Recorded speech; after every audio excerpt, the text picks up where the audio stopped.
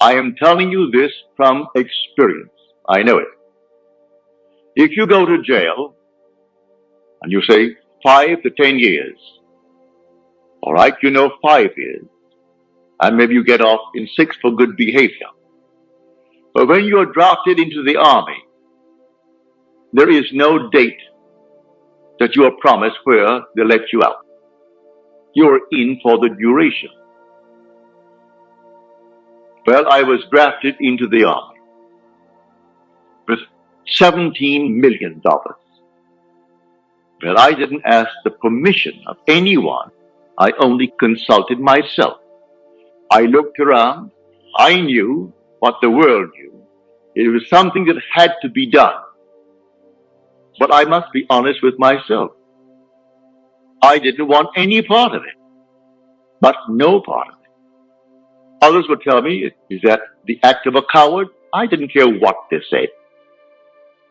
Is that being a good citizen? I didn't care what they said.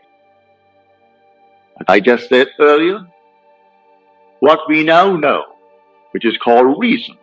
It's a reasonable thing to do. We're at war, and we're all Americans.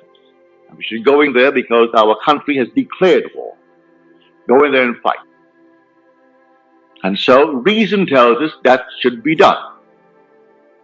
I was drafted. I did not oppose it. They drafted me. Took me down to Camp Hook, Louisiana for my base training. While I was there, I didn't want any part of it. And I dared to assume that I am out of it. And made my normal natural application, as you have to do in the world of Caesar. Within 24 hours, it came back, and it was simply rejected. It was signed, disapproved, and signed by my colonel, a very nice gentleman. His name was Colonel Theodore Bilbo Jr. His father was Senator of Mississippi.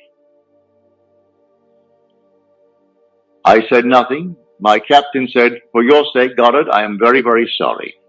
I know exactly how you feel. You want to be with your wife and your little girl.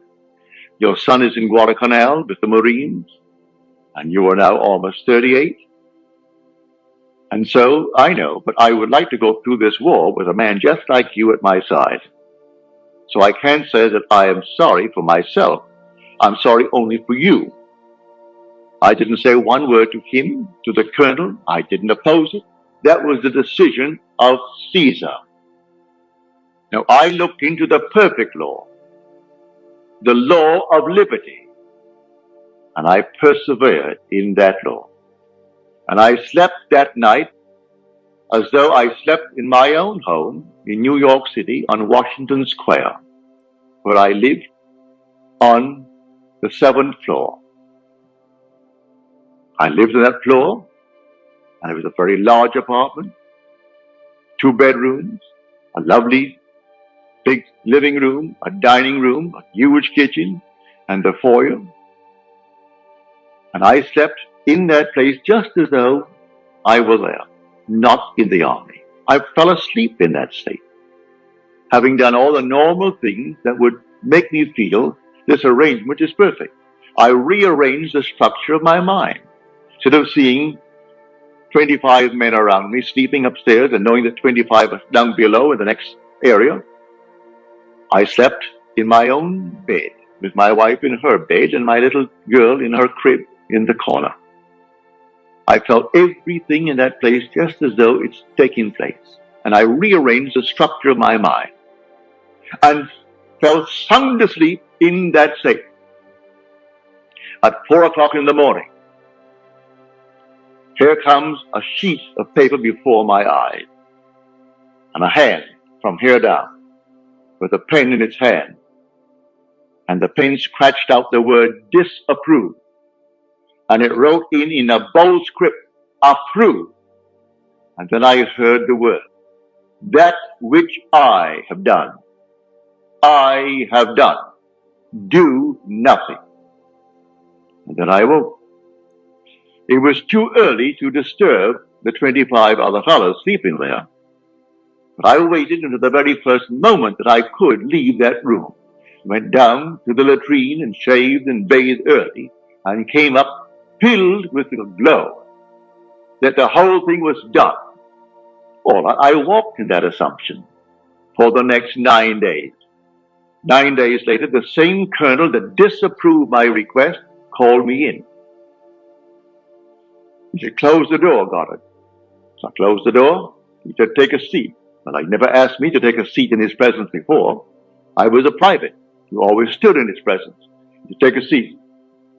And then he gave me all the reasons in the world why I should still be in the army. He said, "You still want to get out?" I said, "Yes, sir." Give me another reason. "Still want to get out?" I said, "Yes, sir." Another one. When he exhausted all the reasons why I should be in the army, and I'm still saying, "Yes, sir," I said, "All right, bring me another application, have your captain sign it," which I did. That day, I was honorably discharged and out of the army. I didn't run away. I was honorably discharged. When vision breaks forth into speech, the presence of deity is there. And who can oppose God? Till that which I have done, I have done. Do nothing. So he thought he initiated the urge to let me go free. I looked into the perfect law, the law of liberty, and I persevered in that law. And he played his part, for I rearranged the structure of my mind.